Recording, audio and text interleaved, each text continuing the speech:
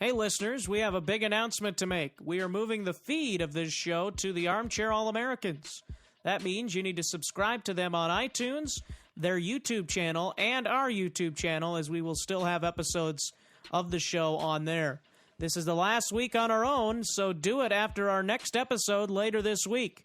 Be sure to get ready to go over to armchairallamericans.com to get the show next week under the podcast drop-down menu on their website, and subscribe on iTunes. We hope you continue listening to the show through the Armchair All-Americans. Thanks for listening.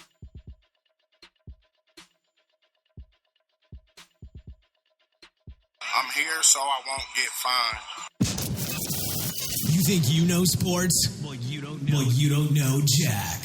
The You Don't Know Jack Show starts now.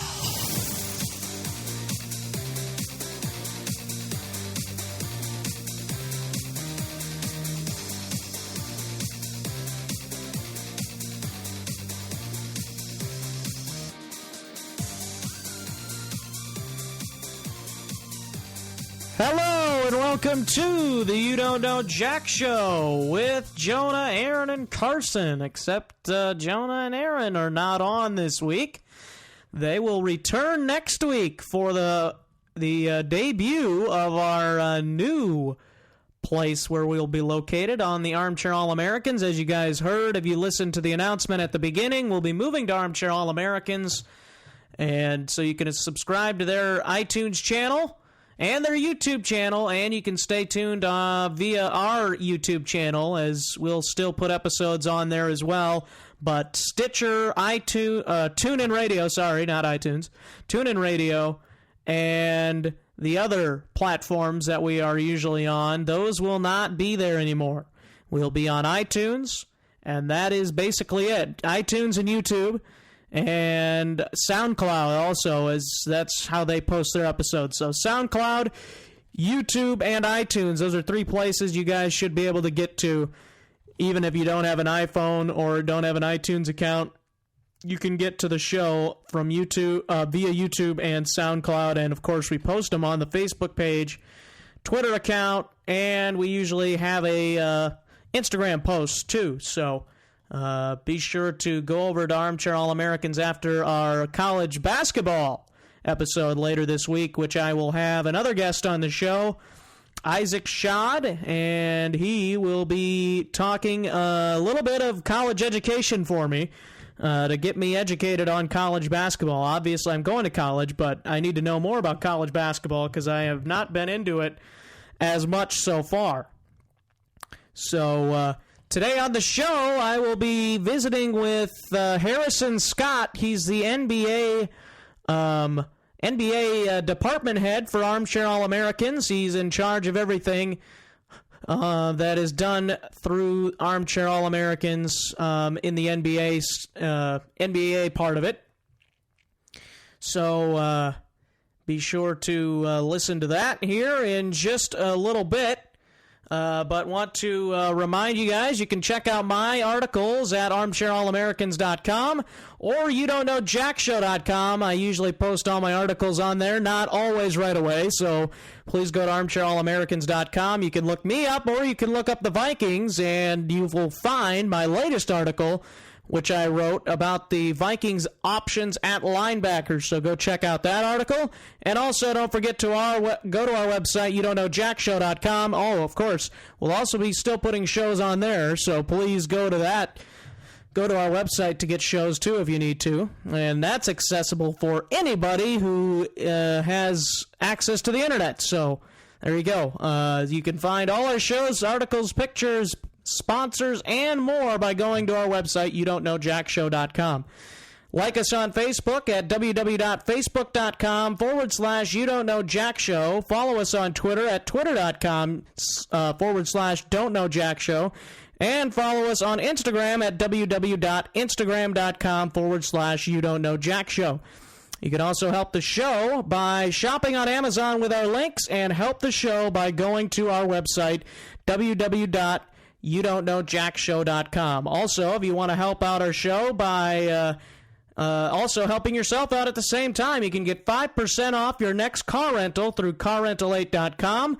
You go to our website, youdon'tknowjackshow.com, and go to the sponsors page and click the link and enter the promo code JackShow5, and you get 5% off your first car rental, and you help the show at the same time.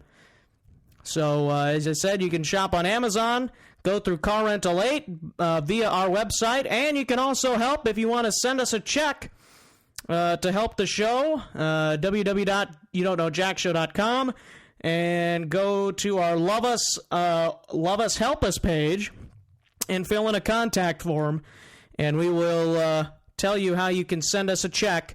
We don't put our address on the website. You have to ask special permission for that one. So that is some reminders for you guys about our show. And again, next week we will not have the show on this platform. If you're listening on iTunes, our iTunes account right now, or if you're listening on Stitcher or TuneIn Radio, you will not be able to listen on those three platforms. You'll be able to listen to iTunes via Armchair All-Americans, YouTube via Armchair All-Americans, SoundCloud via Armchair All-Americans, and by our website, youdon'tknowjackshow.com, and our YouTube channel. So that is all the announcements I think I have before we get Harrison in here. One more announcement. I have my own podcast that I will be starting soon, too. As some of you may already know, that I have Twitter accounts for it. It's called The Shuby Show with Shuby. My name's Carson Schubert, if you did not know that.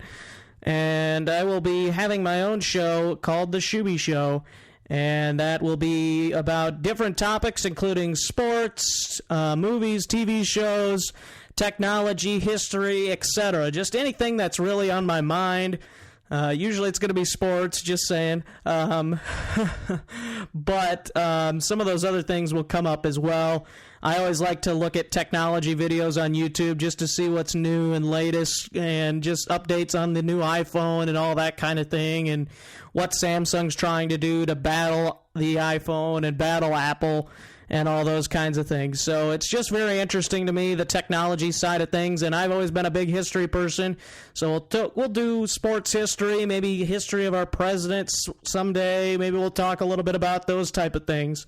And, of course, we're going to try and get sports guests and maybe technology and other guests in here as well. Historians, maybe. Who knows what this show has, but I think the sky could be the limit for it. We'll get baseball involved even, as baseball season is right around the corner, so I'm excited for that, as this show does not talk about the Major League Baseball part of it, or baseball period. So if you want to hear about baseball, you can listen to my new show, The Shuby Show. Follow us on Facebook, Twitter, and Instagram, The Shuby Show. And looking forward to that here in the next month or two. So be aware of that. If you have not yet liked our Facebook page, followed us on Twitter or Instagram, please go do that, and you can stay up to date on everything you need to or want to know about the show and when it comes out. And, of course, we'll have announcements on the You Don't Know Jack show of when it actually starts. So that is all I have for announcements. Without further ado, we will have a commercial break, and when we come back, you will hear me and Harrison Scott talking about the NBA, the recap of All-Star Weekend, and some big news in the NBA as of today and as of this last weekend. That's coming up right after this. Hey listeners, don't forget to find You Don't Know Jack Show on Facebook at facebook.com/You Don't Know Jack Show, Twitter at twitter.com/Don't Know Jack Show, and Instagram at instagram.com/You Don't Know Jack Show.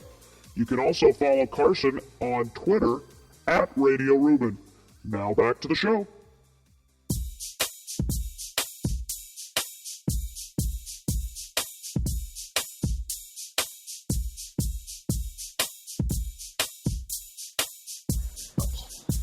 Welcome back to the You Don't Know Jack show, and I'm joined now by Harrison Scott, the NBA department head for the Armchair All-Americans.com, And I believe, Harrison, you're a part of the NBA podcast that the Armchair All-Americans do as well.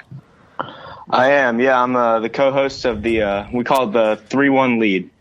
It's our NBA show. All right. Yeah, it's the Armchair All-Americans. We just keep getting bigger. We keep getting new writers, it seems like, and we're growing pretty well. Yeah, we are. I'm excited with where this site's going. So good to have you on the show today, Harrison. Where are you actually from? I think I might have an idea, but just kind of curious. I'm from Atlanta.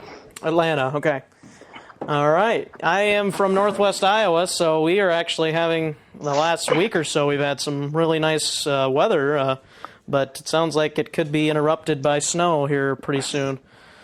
Yeah, we don't see any snow. I'm sure if it snows up there, you get more snow than we get in a year down here. Yeah, I would imagine. It looks like we're going to probably get some snow on Thursday and Friday, but the good news is it shouldn't last long because if the groundhog is correct, then it shouldn't be too much longer for winter.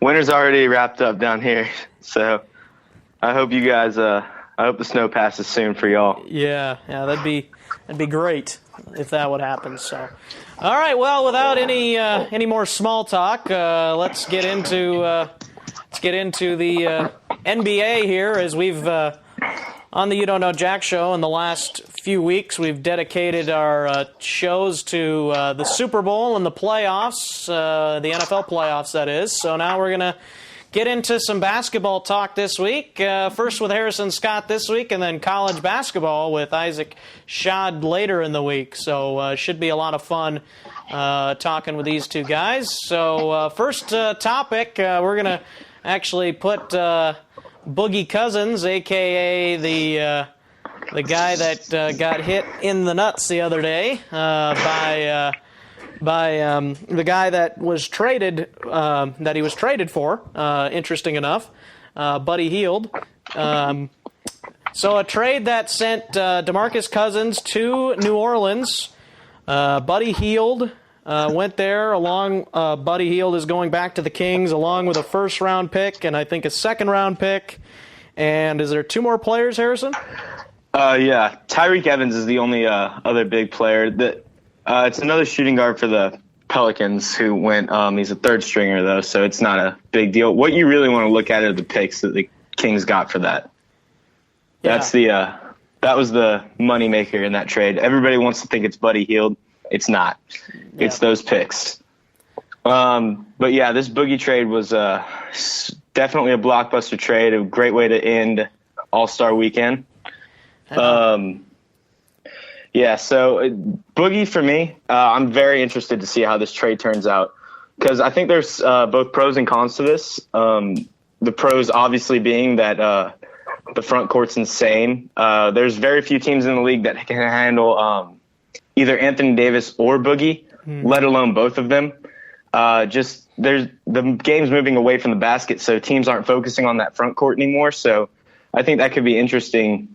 A team having a dominant, duo down low, just because teams aren't focusing on that anymore. And, that's definitely a strategy that could work. If the whole league's going one way, you just go the other way. Yeah. I think my favorite part of this trade is it gets Boogie the hell out of Sacramento because I've been looking for that for years. I don't think he was in a great situation down there. I didn't think he was having fun playing. And that's a guy that when he's having fun, nobody's better to watch than him. But he loves the city of Sacramento, according to what he says.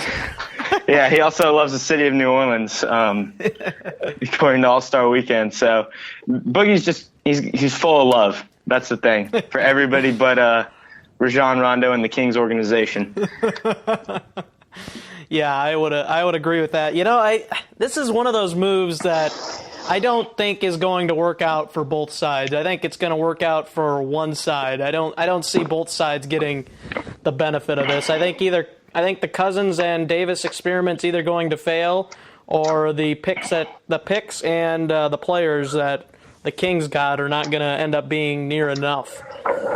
Yeah, and if I had to guess which side is going to end up on the losing end, it's Sacramento, just because Buddy's a young player, and we've seen how Sacramento develops young players, and they're not always great with picks. They picked Willie Cauley-Stein when they already had, I think, 25 centers on the roster. Yeah, so exactly. I'm. If I had to pick one, I think this is going to work out for the Pelicans instead of Sacramento. Yeah. It'll be interesting, like you said, as they kind of go exactly in the opposite direction of what the NBA is doing with the Warriors and their three-point shooting from deep. LeBron James is even shooting threes this year, surprisingly enough. And it's just like they're going the exact opposite way, which could work and it could not work. I mean, I guess you're always – I think there's an old cliche. You'd rather be first to set a trend than to be the last one to get there. I don't know, something like that. And maybe that's what the Kings are trying to do, go back to the centers trend or the big front court trend. Yeah, and that's definitely something that we're seeing around the league is that more and more of these big men are able to, really play with these guards. Kristaps Porzingis won the skills challenge in the All-Star game, so we are starting to see a big man revolution. I do think that the backcourt is going to be a major issue for the Pelicans, though. I mean, Drew Holiday, I really like Drew Holiday. He's actually one of my favorite players in the league. I think he's a great third option, but unfortunately for them, they don't really have another, starting caliber guard.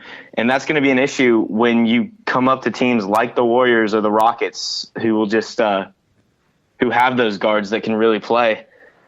Yeah. Yeah, that could be their downfall because while if they play the Warriors, for example, while they are shooting threes, the Pelicans more than likely will be trying to get dunks, and threes add up to be more than twos in the end, I'm afraid. And obviously, down low is higher percentage shot, but the way some of these teams shoot the three, I think they're gonna find out that having just a good front court is not going to be good enough to win. I don't know. We'll see. Right, and they're also going to need a bench too, because I don't even think they have 5 starting caliber players on that roster, let alone guys who are good enough to come in with the second unit and play. So it's definitely a step in the right direction for the Pelicans, but I think they're far from a contender. Yeah, I agree. So another interesting topic that seems like it's been a topic all season long, the Celtics. I didn't add that to our topics list, but I thought about it as they have kind of like 3 guys on their radar and maybe only 2 because now it sounds like they're not interested in Jimmy Butler anymore. But Melo maybe still is on their radar, and maybe Paul George. Some other guys, too. I don't know. It just seems like the Celtics, their name always comes up when you're thinking of a splash trade, but they never seem to just give in and do it. Maybe now that this big trade happened with the New Orleans and the Kings, maybe that'll spark them. Who knows? Yeah, that's definitely something to think about because, yes, Boston does always come up when you're thinking of a big splashy trade just because they're sitting on a treasure chest of assets, namely that Brooklyn pick. That's just going to be a fantastic pick next year. That's most likely going to be a top 3 pick in a loaded draft. The Celtics, yes, it does seem like they're no longer going after Jimmy Butler. You mentioned Melo and Paul George and possibly even Blake Griffin. Yeah. I've heard his name as well. So, I don't know. This is a weird situation for the Celtics because it definitely seems like the kind of year that they would make that big splashy trade. They're sitting at second in the East right now. Toronto traded for Serge Ibaka, which I think is a fantastic trade for the Raptors. They're so close, and it's basically going to be, does Boston want to cash in on those assets and try to win right now, or do they want to continue to, stay with this rebuild? And it might not be the popular opinion, but I think they should stay with the rebuild. I would not make this big splashy trade right now because I don't think you're getting Melo, because I feel like he wouldn't waive his no-trade clause to go to Boston. I don't think he wants to play against LeBron. I think, if anything, he wants to play in the other conference or be on LeBron's team. Yeah. I think that and I don't really think Paul George is going to help them all that much due to the fact that Isaiah Thomas is so ball-dominant that I think if he really has to split a ton of shots with somebody else, it's going to cut back his effectiveness. And Paul George doesn't really help with the rebounding. So if I was Boston, I would and this is something I've been saying this whole season, is in my mind, Boston is not competing with Cleveland for the East right now. They're competing with Milwaukee and Philadelphia for the East once Cleveland's kind of done with this little dominant run, once LeBron starts to decline. So I think they should maybe hold on to that pick, try to turn it into somebody better. Maybe trade Isaiah Thomas, try to cash in on him right now. But I would not make the splashy trade if I was Boston. But who knows? Maybe the Serge Ibaka trade and now the Boogie trade, they might panic and decide that they need to cash in right now. But that just doesn't seem like Danny Ainge's MO. So I don't know. I think Danny Ainge is one of the best, if not the best, executive in the league. So I'm sure whatever he does is going to be the right move, regardless of what I think. But yeah, if I was Boston, I would hold on to my assets at the moment. Yeah, it's interesting. I think they've packaged so many young players already over the last 3 years from just those trades that they made with Brooklyn and whatever, all the other trades they made. I just think that they're going to run out of they're running out of young player spots on the roster because you can only have so many young players come in because I don't know. I just feel like you need to have some veteran leadership in there at least a little bit. And if you keep rebuilding, you're gonna keep getting young players and keep trading your old players, and you're eventually gonna end up being back where you started.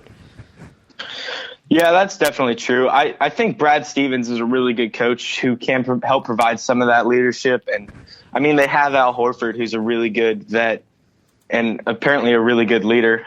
He was leading those Hawks team for years. So yeah, I don't know. I think that's definitely, they could win now, could cash in and try that. But I don't know. I feel like Brad Stevens is really building something special with that team. And I would be wary of, messing that up.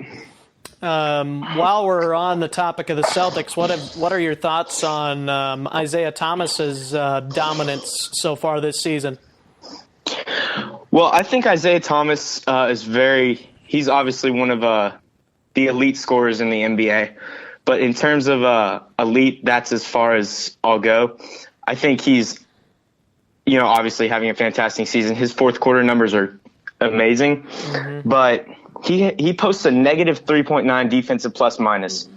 That's among the worst in the league. I mean, he's a turnstile defensively. And I mean, it's not due to lack of effort per se. I mean, but the guy is 5'11", They're listed at 5'11". He's truly 5'9". So it's really hard to defend in the NBA when you're that much shorter. And I know that's not his fault, but it's still a fact that you have to look at. And I just don't think you can call him elite when he's that bad of a defender. So elite scorer, just not elite on the defensive as a player. Side. As a player, right? Okay. I honestly, it's hard to argue the way he's been playing. Honestly, I think the Celtics, if they play good enough defense, I think they could actually give the Cavs a run. I don't think they'll beat them, but they could maybe take them to 7 games, maybe 6. I don't know. I feel like the Celtics could push for that if they have that other piece. Without another piece, I don't know if they can go further than 6 games against the Cavs. Maybe 5. I don't know. It's just kind of an interesting thing with the Celtics. They just seem like they're one piece away every year, and they never make that splash or they never make the right move to get that player in there that they need perfectly complement the scoring of Isaiah Thomas and their other pieces. Yeah, I would agree with that. I'm not sure this is the year to make that move. I think that I really do think Boston can build through the draft. I think they're infrastructure with that organization is good enough where they're one of the few teams that's able to do it. Okay. I can respect that, and I don't know. It'll be interesting to see if they do anything. Of course, Harrison and the other writers at Armchair All-Americans will keep you updated on if anything does happen with the Celtics, and I'm sure there's articles right now being written about some of these big NBA moves that have been going on. It seems like the NBA has been picking up some steam lately, which could be good news for the NBA, because the NBA sometimes seems like at the back of people's minds, at least from what I've seen. Yeah, I think that the NBA definitely really picks up when the playoff push happens. I think that it's just such a long season. Pre-All-Star break, it's a lot of fun. The basketball players are obviously the best on the planet, but it just doesn't feel like it means anything. There's not a sense of urgency there. I think after the All-Star break is when the NBA really starts to pick up due to the fact that these teams are trying to make a playoff push. Yep, I agree. So, taking a look now at the All-Star Weekend, what were your thoughts on the All-Star Weekend? Was it a success for the NBA, would you say? Yeah, I think it was a success for the NBA. I thought it was a lot of fun. I think most of the events were pretty captivating. I had a lot of fun watching it. I watched every part of it, starting with the celebrity game and ending with Boogie getting traded to the Pelicans. So I had a great time, but then again, I am an NBA junkie. So yeah. Well, I actually did not get to watch any bit of this, so I have really no clue what went on other than like the winners and stuff, and I really haven't looked all into that yet, really. I know that you said Porzingis won the skills challenge. I know the dunk contest was won by it was Glenn Robinson. Glenn Robinson III, yeah. Yeah, and I was like shocked by that because I thought Aaron Gordon would easily win that this year. With no Yeah, game. I thought Aaron Gordon was a lock, and then he missed his first dunk a few times and just went downhill from there. The dunk contest was actually one of the few events I was not pleased with. I thought last year was much better. Yeah. Yeah, that's what happens when Levine tears his ACL, unfortunately. Yeah. But yeah, I'm assuming the West won. I mean. Yeah, the West won 192 to 182, and I was really hoping they would hit 200 points this year, but that didn't happen. Wow, that would have been quite something. Honestly, that's why I really don't like watching the All-Star game, because it's literally all offense. Nobody tries on defense. It's almost like the Pro Bowl. Even the Pro Bowl had a better year this year than what it did the last couple of years, I thought. But still, it's like these players aren't trying to get hurt. They're not playing as hard as they could. I don't even know why you even do it, honestly. I mean, I like the skills challenge and stuff like that over like the All-Star break, but the actual game part in really all sports, maybe except for baseball, because in baseball you still try pretty hard. The game in basketball and football just kind of seems irrelevant to me. Yeah, it's irrelevant, but it's fun. I mean, I have a good time watching it. I had some people over, and we just kind of hung out. It's not something I was intently watching or analyzing other than the Kevin Durant Westbrook stuff. Yeah. But yeah, it was a good time. But you said lack of defense. There was actually a moment in the game where Steph Curry literally laid down on the court to avoid getting posterized. So. Oh my goodness. Oh man.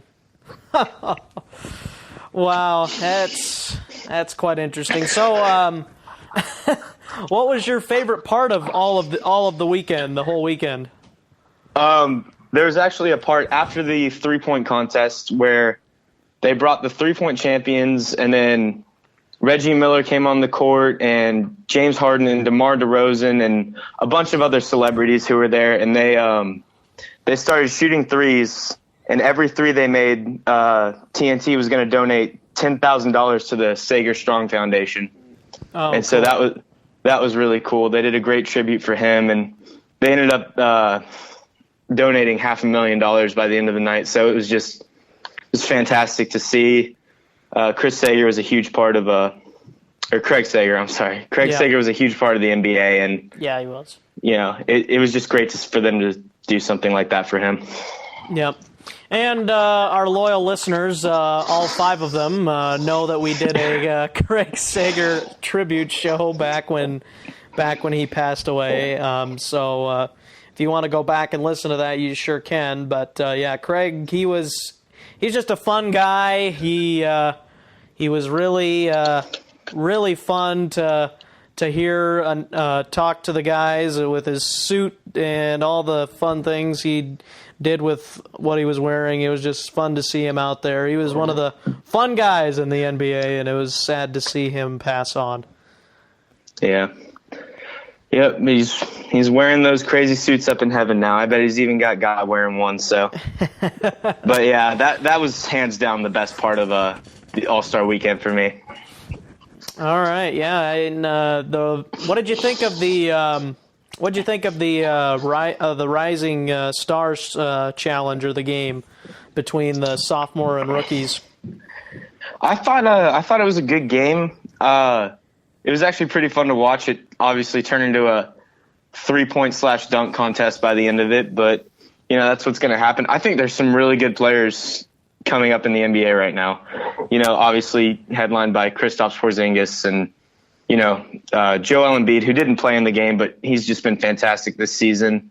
So I'm really excited. It was weird. At the Armchair All-Americans, we previewed the All-Star weekend, and the world team only got like only 3 people thought they were going to win, which if you looked at the rosters, the world team was kind of built to beat Team USA. They just had better players, in my opinion. I mean, Team USA had Kat and Devin Booker, but yeah, the world team was just much better. And I mean, they really showed that by the end. Yeah.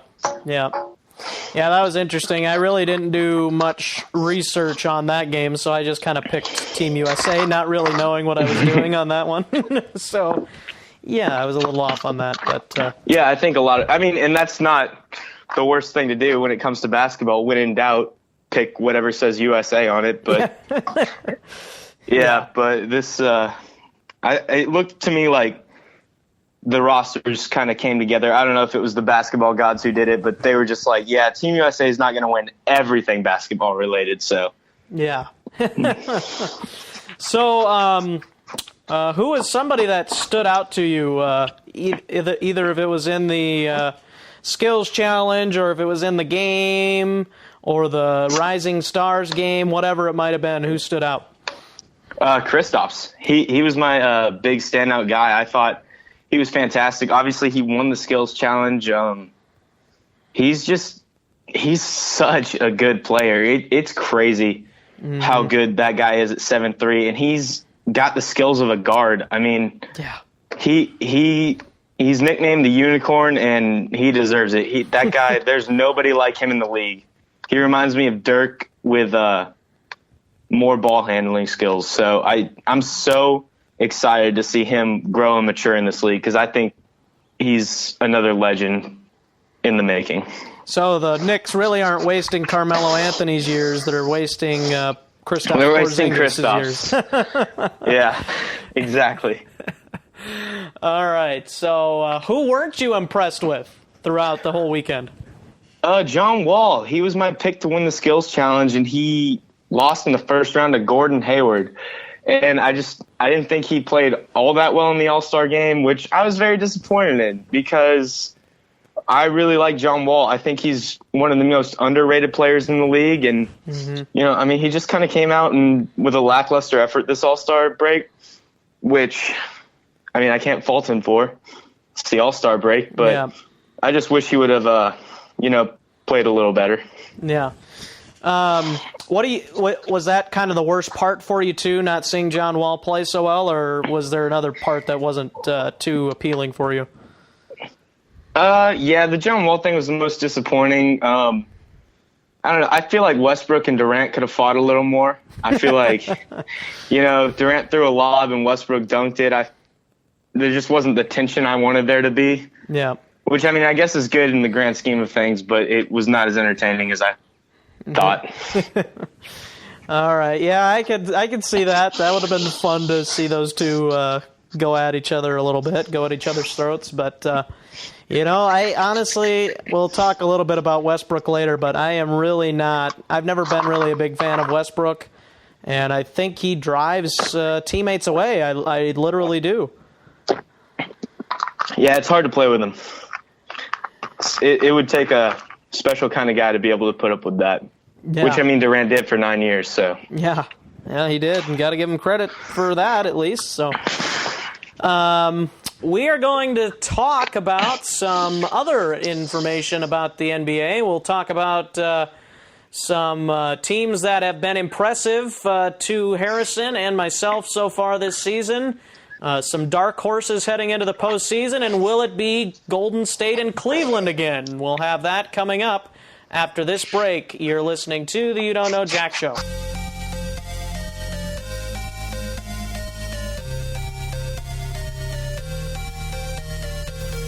Do you like shopping on Amazon? Well, now you can do it by helping the show at the same time. Go to the website youdon'tknowjackshow.com and click on any of the Amazon links. And then you can bookmark it. And every time you shop on Amazon, click the bookmark. It's the easiest way to support us without any extra cost to you. Now back to the show.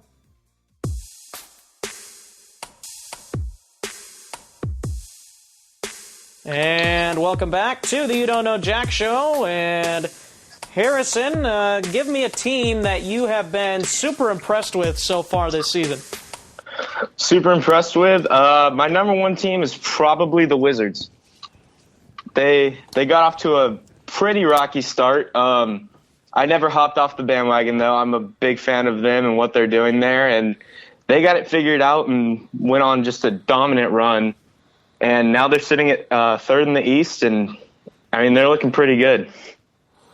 Yeah, they're looking interesting with the former Thunder coach, Scott Brooks. Scotty Brooks. Over there. How much do you contribute the success for the Wizards to him? I mean, there's definitely a good bit of credit to Scott, obviously. He came in and they started to turn it on. I think there's a lot of factors, though. I think Otto Porter's emergence is definitely one of the big contributing factors to the Wizards being this good.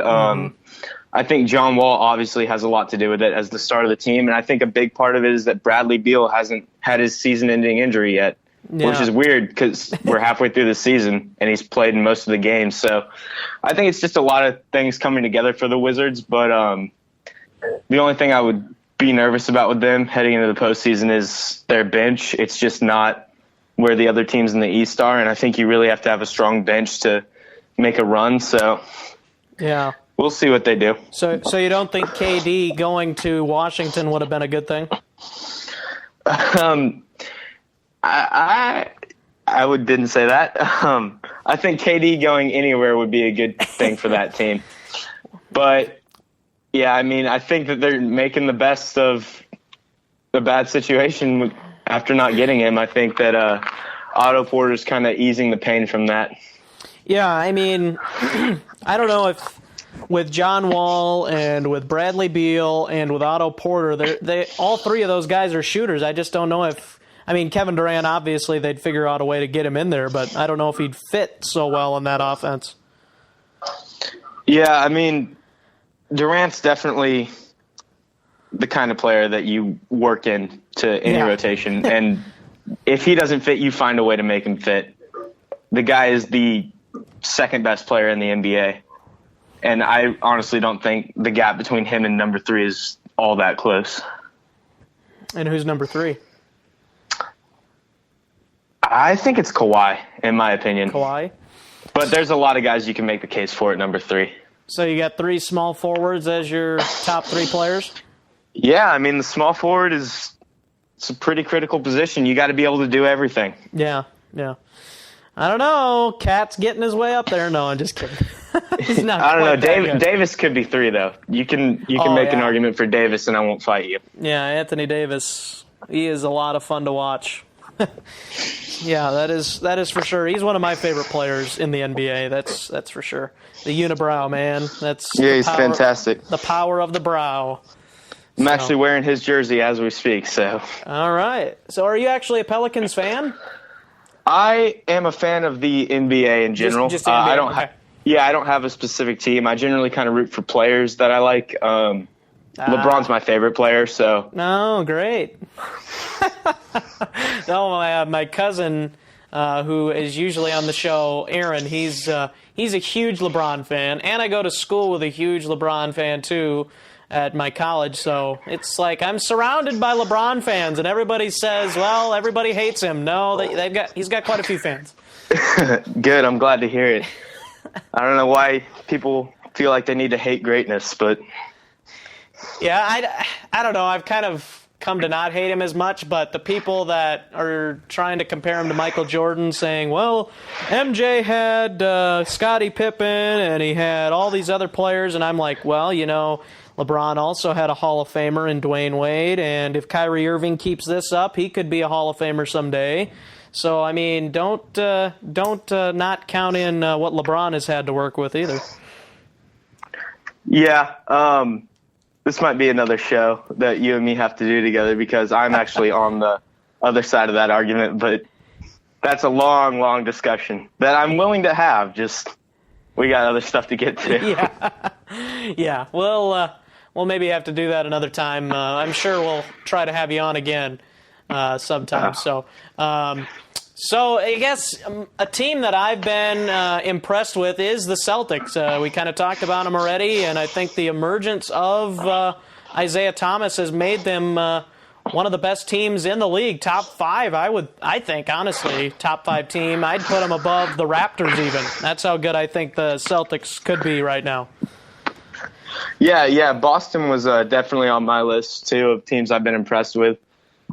I think Brad Stevens. I don't think Brad Stevens gets enough of the credit for what Boston is. Mm-hmm. I think he's a fantastic coach. I thought he was a fantastic coach at Butler. So, yeah, I'm really excited about Boston and what they've got going. And I think you're right. They probably are a top 5 team right now. I mean, we'll see what the Raptors can be with Serge working him into the rotation. But as of right now, yeah, I'd put Boston in the top 5. Yeah, and teams we have not been impressed with or that have dropped off surprisingly, maybe somebody like, maybe not surprisingly, but like Miami, they dropped off considerably. Now they have a lot of young players with Chris Bosh. We don't even really know what's going on fully with him and his blood clot issue, but they've got a lot of young players with D. Wade headed to Chicago, and that's a team I haven't been impressed with either. Considering all the offseason hype around them. That's funny. I actually had Miami as one of the teams that came to mind when you asked about teams I had been impressed with. Oh, okay.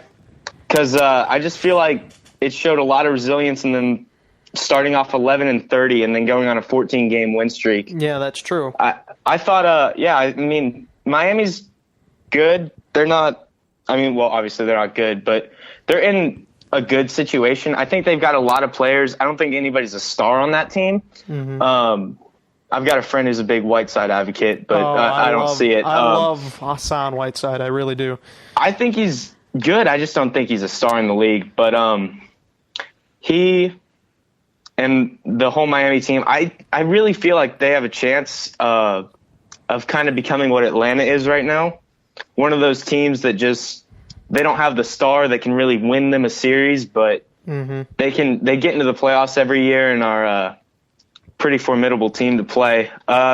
Team I haven't been impressed with, though, there's actually 2. Minnesota is definitely one that I was really high on coming into this season. I thought that, Thibs was going to really get them into gear, and Cat and Wiggins and Levine, everything was going to come together, but it just hasn't. They don't know how to close out games. And, I mean, that comes with experience, and they're a very young team. But I've definitely not been impressed with them. And the other team is the Hornets. They started off so strong. Kimba was off to a great start, and they've just kind of fallen off. They're not even in the playoffs currently. So those are two teams I haven't really been too impressed with this year. Yeah, and the Wizards are, I'm just looking up the standings right now, and the Wizards are actually up there third in the East right now, so that's very interesting. And I guess a team that I would say that hasn't been impressive, I would agree with you on Charlotte, because they were a playoff team, and they went pretty far with Miami, or did they actually beat Miami in a series last year? They went pretty far with them. They ended up losing to Miami, but yeah, okay. Yeah, they gave them a fight. They were a tough out. Yeah, I think they went to 5 games in the first round, and there's only 5 in the first round, right? Or is there 7? It's 7, yeah. Okay, no, that's baseball I'm thinking of. But yeah, I thought Charlotte played pretty well last year, so having them go down, and I guess I was thinking New York would be a little bit better. I don't know. I kind of actually thought they'd make the playoffs. I didn't think they were going to maybe go too far, but Derrick Rose and Carmelo and just forming the super team that they were calling it has not worked out at all. Yeah, I actually I thought the Knicks were going to miss the playoffs since before the season. And there's a lot of people like that too, and I just had a little bit more optimism. Yeah, I mean, unfortunately, I don't think anybody outside of the city of New York was calling them a super team. No. It's hard to win basketball games when you're playing 3-on-5 on defense, which is what they do with Rose and Melo out there. Yeah. Yeah, I would agree. I would agree with that. And Porzingis has been so good, as you mentioned. I really enjoy watching him play too. But he's kind of been the guy that's being wasted, I think, right there. Not Melo. His days are past, I feel. Honestly, if Melo stays with New York, I would probably retire if I was him, because I don't think he's going to win a championship while he's on that roster there. Yeah, I actually wrote an article about the Knicks and things they could do to actually help Porzingis, but Kristaps has definitely taken over the place that Boogie held in my heart of just the guy I'm so sad for. I want him out of his current situation so badly. Yeah. And, I mean, it looks like the Knicks are trying to do that. There's now D-Rose trade rumors and, obviously the whole stuff circulating about Melo. So I really hope for Kristaps' sake that they do decide to just start a rebuild around him. But, it's the Knicks, so it's very likely that they just take on more bad contracts and wait until Kristaps is done, then he leaves. So, yeah. So moving on again, as we don't want to take up a whole lot of time, as we already are, but dark horse heading into the postseason. I'll start this time, and I'm going to do a dark horse from each conference. And my dark horse in the East is the Pacers. I really like the Pacers if they keep Paul George, that is. If they don't, then forget it. But if they keep Paul George, I think that is about the best matchup LeBron faces at his position in the East. Honestly, I think him and Paul George going head-to-head is a tough matchup for LeBron, but I don't think they'd beat him. I think they can win a series, though, in the playoffs. And then my team in the West, I really like the Jazz. They're actually having a little better season. They're the 5th seed right now. Their defense has always been pretty solid, and I think they've been able to stay relatively healthy. Rodney Hood looks like they're the only injury with that hyperextended right knee. But other than that, the Jazz look like they could be an interesting team. Dark horse potentially for the West. What do you got for dark horses? Yeah, so in the East, I'm not sure how much of a dark horse you would call them, considering they're currently a top 4 seed, but I've got the Raptors after that Ibaka trade. I think that really, really changes the game for them. I think that they can beat every team in the East except Cleveland. So okay. I wouldn't be surprised if the Raptors grabbed the 2 seed and then met up with Cleveland again in the Eastern Conference Finals. And then in the West, I actually have the Pelicans. I actually thought the Pelicans were going to make the postseason before the Boogie trade. I had predicted that just because of Anthony Davis. But now that they've got Boogie, I really think, and for them to be a dark horse, I really think they have to grab the 6th seed, which is not out of reach for them. I definitely think they can take the AC from Denver, and the Thunder are obviously a one-man team, so I think that one can be taken over as well. And if they can grab the 6th seed from Memphis, that they might have a chance to make a nice little run in the playoffs. I just think it's hard in the Western Conference with the Spurs and Warriors just being so much better than everybody else. Yeah. Yep, I agree. So those are some dark horses we have. Do you think it's Cleveland and Golden State again? Is there really any point in picking dark horses? Barring injury, yeah, it's Cleveland and Golden State again. But the one team I think that could mess that up is San Antonio. Mm-hmm. I think they've got a chance to beat Golden State, but I mean, I'm 95% sure it's Cleveland and Golden State again. And the only reason we're giving San Antonio a chance is because it's San Antonio and it's Greg Popovich. Right, exactly. It's like the Patriots in the NFL. You got to give them a chance because they're always going to be there. They're the dominant franchise in basketball for the last 10, 15 years, whatever it has been, and you just always got to be on the lookout for them as long as Popovich is there.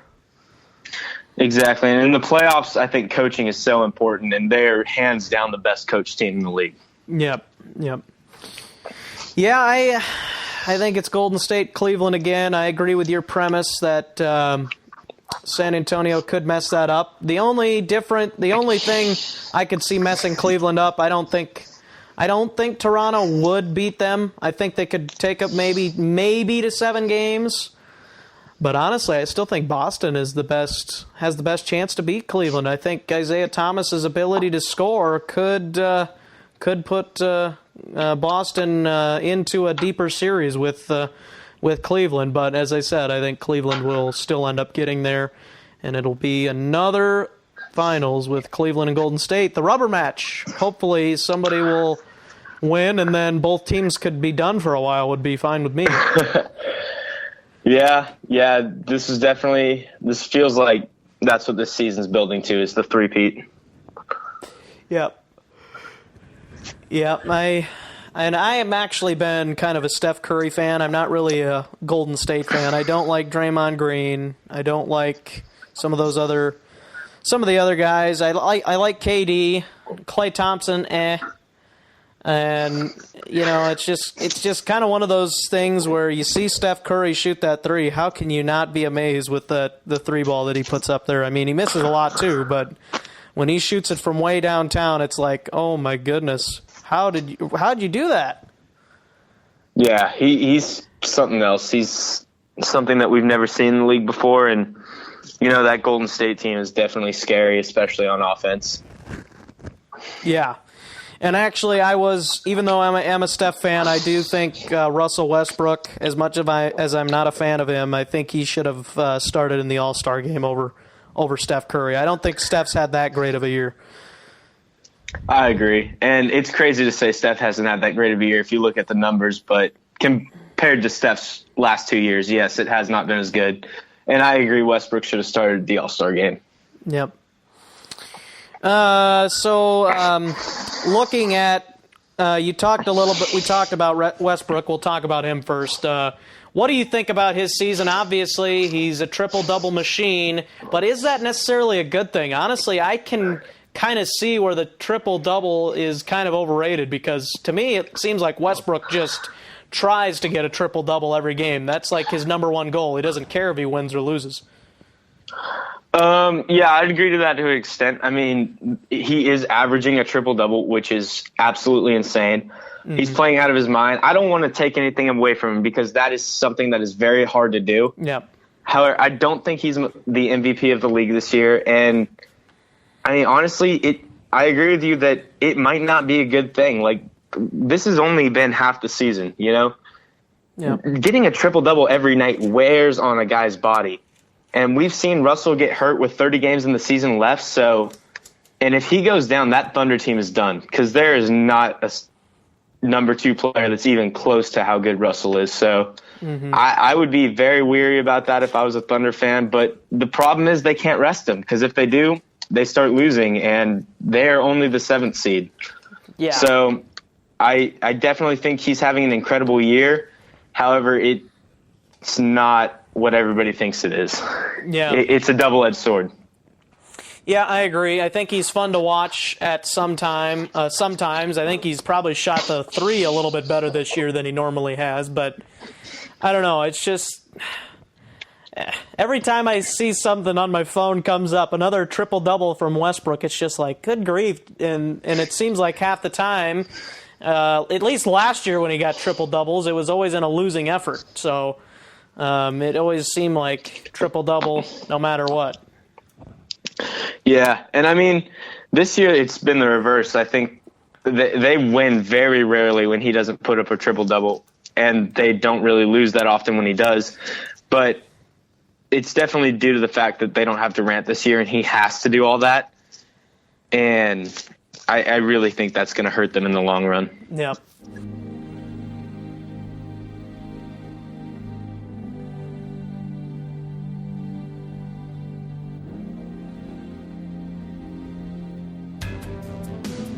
Heading to Miami, Fort Lauderdale, Baltimore, New York, London, or anywhere in the world and need a rent-a-car? Well, check out CarRental8.com, where you'll find the same car for less money. CarRental8.com sells all the brands like Dollar, Thrifty, Budget, Avis, Hertz, Alamo, Europcar, and so much more at affordable rates. We'll beat any price by a minimum of 30%. So check us out online at CarRental8.com or call us at 1-813-343-8138. That's 1-813-343-8138. Use the promo JACKSHOW5, that's JACSHOW5, to get 5% off your next car rental. Use all capital letters when you type in the promo code. Now back to the show.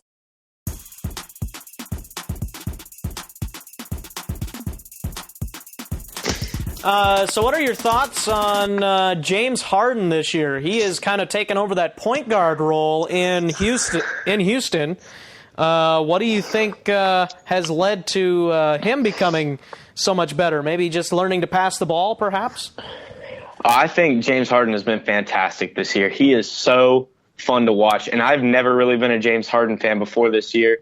I think he's really improved his defense, and I think that just putting the ball in his hands has really made him that much more effective. And it really makes me wonder what the hell Kevin McHale was doing. It doesn't take a genius to figure out, hey, let's put the ball in our best player's hand.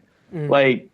I think if you give James Harden the ball and say, hey, you have the green light, do what you need to do to win the game. I mean, he'll do that. If that's passing, he'll pass. If that's shooting, he'll shoot. And he's just such a threat on offense. And I really do think he has put in more effort this year on defense. And, I mean, he's not a great defender by any stretch of the imagination, but he's certainly much better than he's been in past seasons, which has really helped the Rockets on the defensive side of the court. If you have Patrick Beverley, who's actually a very good defender, mm-hmm. and James Harden giving effort, it's definitely helped their defense this year.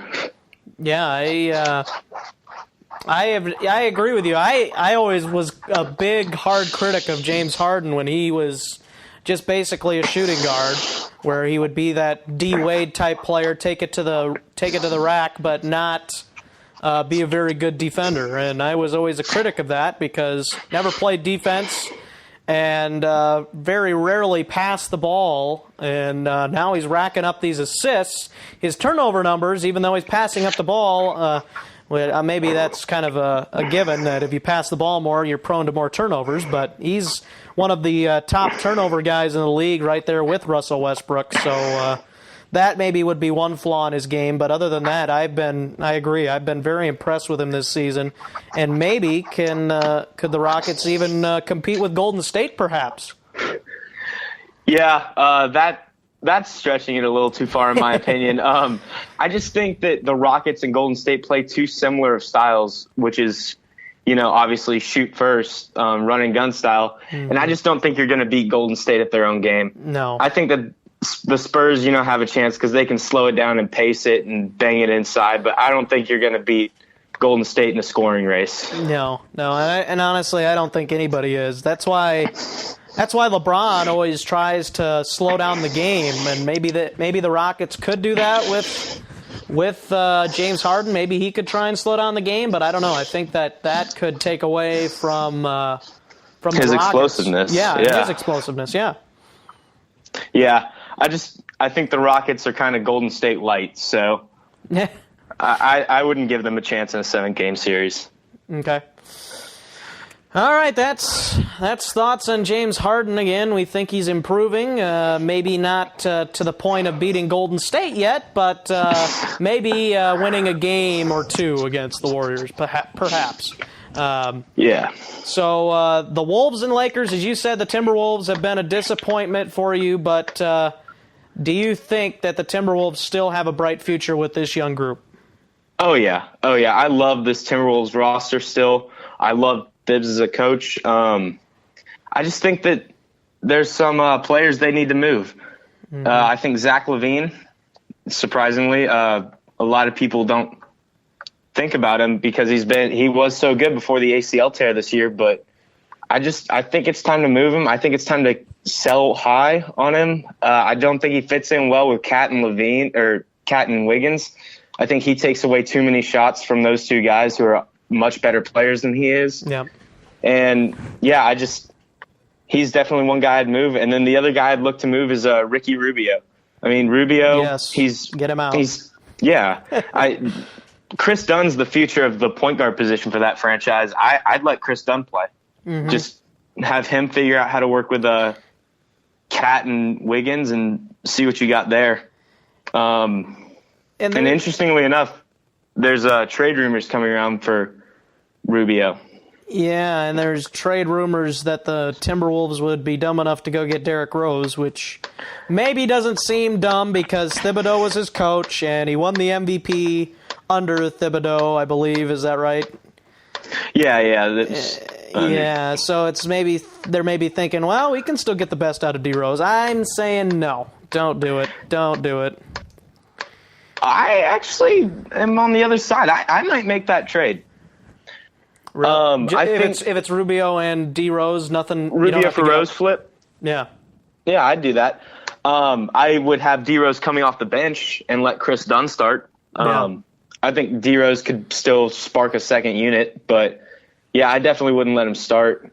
It would also be great for Kristaps. That might be swaying my decision. If he had a point guard that was constantly looking his way, just thinking of what he could do. Yeah. But yeah, I mean, I don't think it's the worst trade in the world for the Timberwolves. They got nothing to lose this year.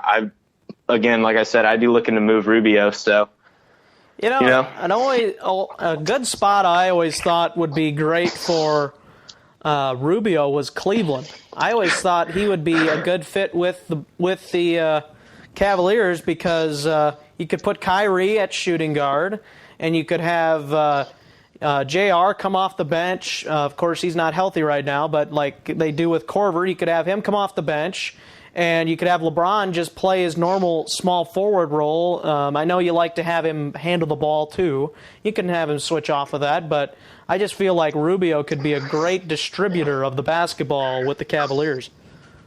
Yeah, and I mean the thing though with Rubio is, this Timberwolves team is supposed to be a perfect fit for him. He was supposed to just. Like, the whole thing with Rubio is if you put athletes around him, he will run the floor. And he's done a good job of it, but definitely not to the level that he was hyped up to do it. So, yeah, I'd be looking to get him out of there. Yeah.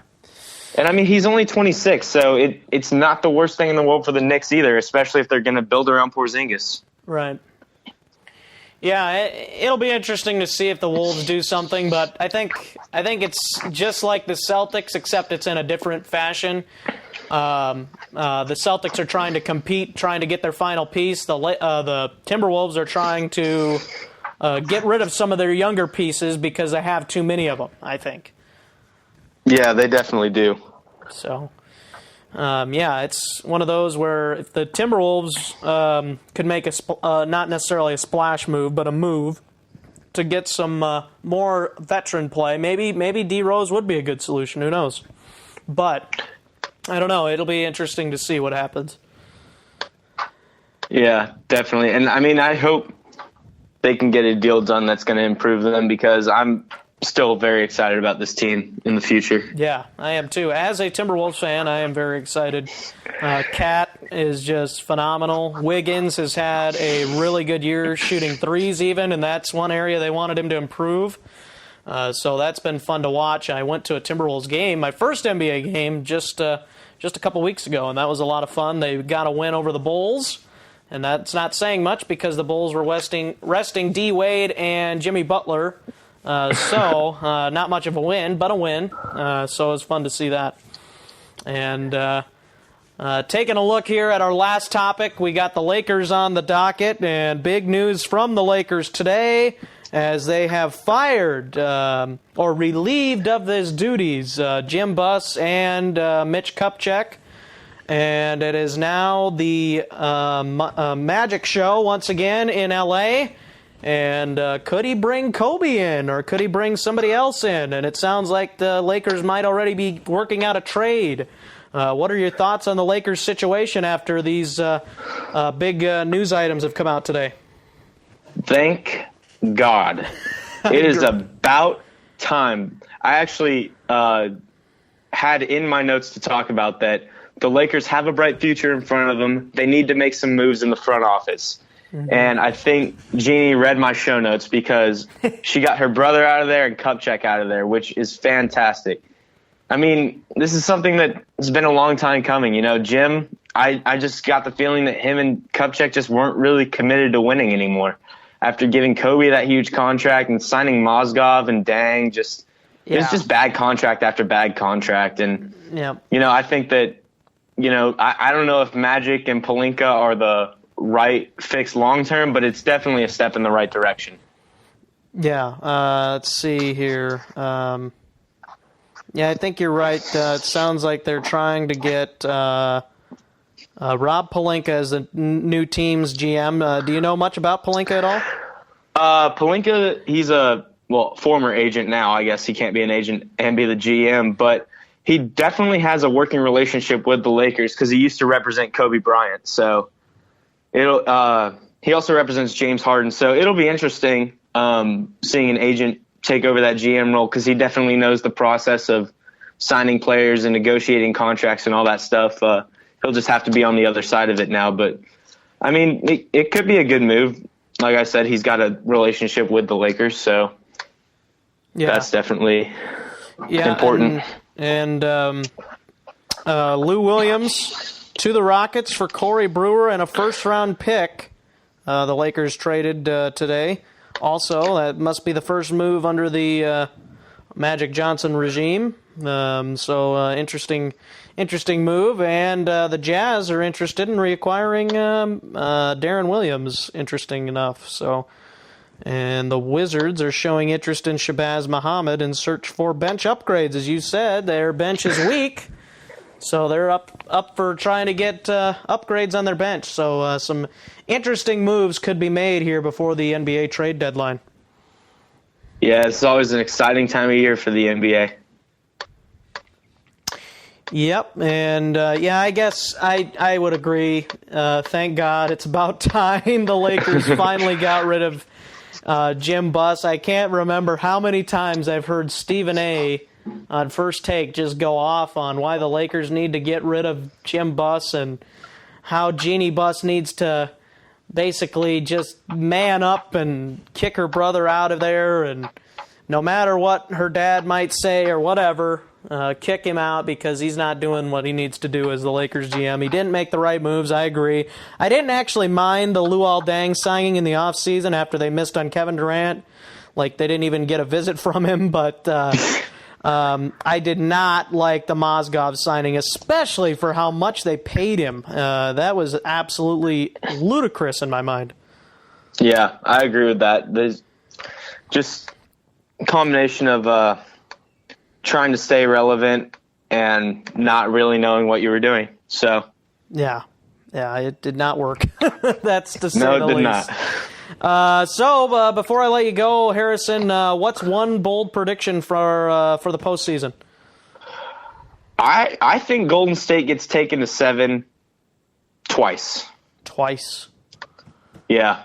I think that there's a good chance they get taken to 7 by the Spurs, and like you said, your dark horse, the Jazz, could do it, or if they stay healthy, I think the Grizzlies could do it. Yeah. I just think there's a lot of teams that are starting to look at how to pick at Golden State's weaknesses. So. Yeah, and the thing that Golden State has that not many other teams can say, they've got multiple ways of winning. They can feed it to Kevin Durant. They can go out to Steph from way downtown. They can feed it inside to Draymond. They can find Clay on the perimeter, whatever it might be. So whoever's going to beat them, it's going to have to be a great defensive team, and the Spurs could be that, and the Jazz could be that. I'd give those two teams probably the best chance. Yeah, Memphis, if they stay healthy. Yeah. Because that team knows how to play Golden State. Yeah, they've actually beat them and lost to them once, I think, this year. Is that right? I think they beat them twice. Oh, was it twice? Okay. Yeah, and one of those was that 24-point comeback. Oh, yes. Yeah, that was quite something. Yeah. So, yeah, it'll be an interesting end to the NBA season. Harrison, will have to definitely have you on again sometime. Any closing remarks from you at all? Thanks for having me, man. I really enjoyed it. Yeah, I appreciate having you on. We can check out your work on ArmchairAll-Americans.com and also your podcast. Tell us a little bit about your podcast before we let you go. Yeah, it's me and another NBA writer, Matthew Rodriguez, and we post 1 to 2 times a week. We are actually recording tomorrow night, so it should be up Thursday. We're going to talk about some of these crazy trades. Obviously, we're going to talk about the Lakers and just what's going on in the NBA right now. So it's definitely a good listen. You should check it out. Absolutely. Check that out on the Armchair All-Americans. Subscribe on iTunes. They're on iTunes now. And actually, Harrison, if you didn't know, we're actually moving our show to ArmchairAll-Americans.com. So we'll be a part of the Armchair family as well. Excellent. That's another great podcast for Armchair.